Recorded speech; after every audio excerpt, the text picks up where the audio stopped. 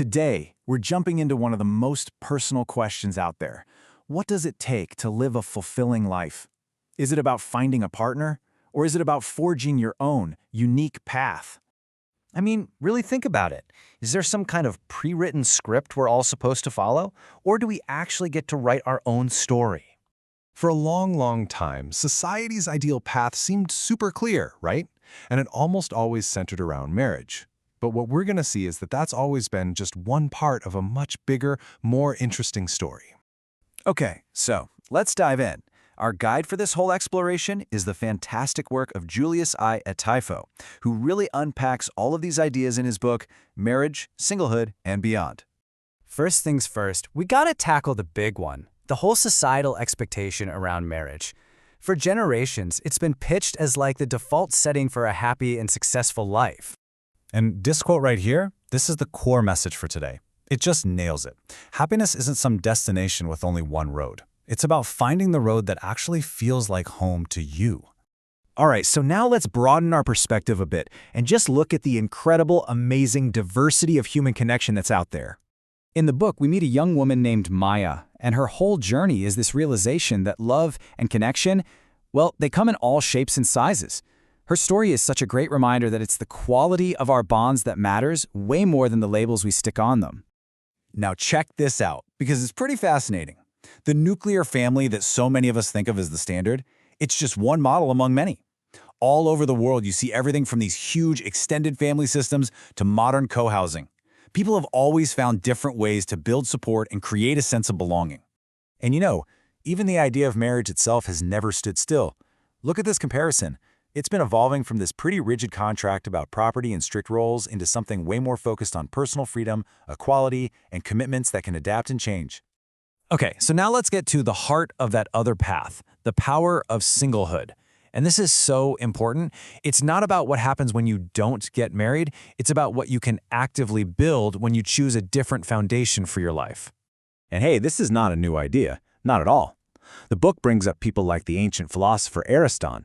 He deliberately chose a life of solitude because that's what gave him the freedom to think, to learn, and to really understand the world on his own terms. His story frames singlehood as a path to total personal and intellectual freedom. So what does embracing singlehood even look like in practice? Well, this slide breaks it down into 3 really powerful actions. It's a journey, right? It's about self-discovery, taking charge of your own life, and, this is crucial, building this rich, amazing network of deep relationships that go way beyond just one romantic partner. And this quote just brilliantly makes the point. Being single isn't a lack of something. It's the presence of something else. The incredible freedom to define what joy and fulfillment mean for you, by yourself. To really drive this home, let's look back in time. Because choosing to be single has these deep, respected roots in history and spiritual traditions all over the globe. A key concept here is celibacy, or what's known as brahmacharya in some Eastern traditions. And it's not just about saying no to things, it's about redirecting all that energy toward a higher purpose, whether that's spiritual growth, creative genius, or serving others. And get this, just look. From Christianity and Islam to Buddhism, Hinduism, and Taoism, pretty much every major world religion has, for centuries, honored celibacy and singlehood as this sacred, powerful choice. It's seen as a direct path to get closer to the divine or to find true inner peace. It's a theme you see again and again. And that respect stretches across all of history. You've got ancient Greek philosophers who championed independence. Then you have medieval monks and nuns who literally saved knowledge for civilization. Fast forward to 19th century feminists fighting for a woman's right to a life beyond marriage. And now, today, it's a celebrated lifestyle choice. So, after looking at all these different models and all this history, it all comes back to the most important person in this conversation, you. It really is about your path and your choice. So, how in the world do you figure out your path? Well, the book suggests this process of really deep self-reflection, asking yourself questions like, what are my absolute core values? What kind of life actually makes me feel alive? What do I truly need from the people in my life? This isn't about finding the one right answer. It's about finding the answer that is right for you. The book tells this beautiful story about a woman named Sarah who's just torn between getting married and living a single life.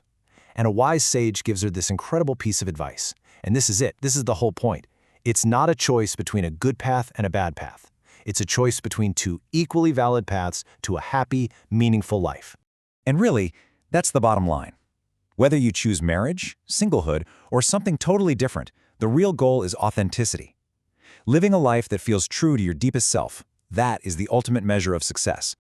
So we'll leave you with that question. Just for a second, forget about what you think you should do. After seeing this rich history and the powerful potential in all these different ways to live, which path feels truly, authentically yours?